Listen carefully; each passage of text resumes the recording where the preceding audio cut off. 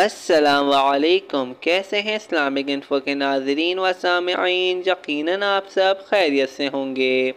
ہم جانیں گے کہ شیعہ سعد محرم الحرام کو کیا کرتے ہیں، لیکن اس سے پہلے ہم محرم کے متعلق مختصر بیان کرنا چاہتے ہیں۔ محرم کا مہینہ آ گیا، یعنی وہ مہینہ آ گیا جو حرمت والا مہینہ ہے، اس لیے کہ اس مہینے کو محرم الحرام کہا جاتا ہے۔ اللہ حرمت والے مہینوں کی بے حرمتی کرنے سے روکتا ہے۔ سورہ مائدہ آیت نمبر 2 میں ارشاد ہے کہ اے ایمان والو، اللہ کی نشانیوں کی بے حرمتی نہ کرو۔ اللہ کی نشانیاں کیا ہیں؟ وَلَا الشَّهْرَ الْحَرَامِ، حرمت والے مہینے اللہ کی نشانیاں ہیں۔ حرمت والے مہینے 4 ہیں: محرم، رجب، ذی اور ذی الحجہ۔ ان مہینوں میں جنگ کرنا حرام ہے۔ ان کی بے احترامی سے مراد ان میں جنگ بندی کی خلاف ورزی کرنا اور قتل و قتال کو سورہ بقرہ آیت نمبر 217 میں کل قتال فیہ کبیر، یعنی ان میں جنگ کرنا سنگین جرم قرار دیا گیا ہے۔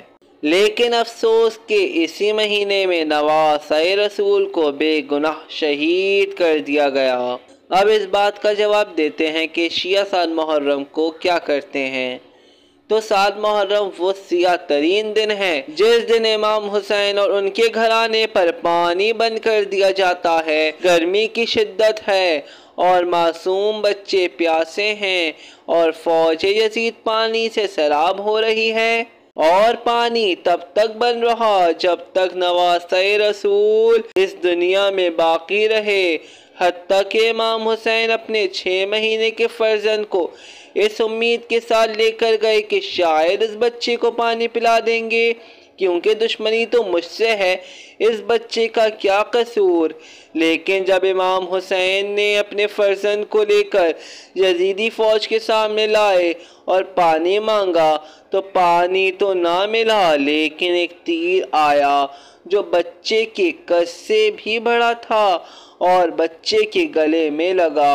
اس طرح یہ بچہ، جس کا اسم مبارک علی اصغر تھا، وہ عالم انسانیت کا سب سے چھوٹا شہید کہلایا۔ بس شیعہ 7 محرم کو امام حسین پر پانی بند ہونے کی وجہ سے غم مناتے ہیں کہ سب پانی پئیں اور رسول کا گھرانہ پیاسا رہے۔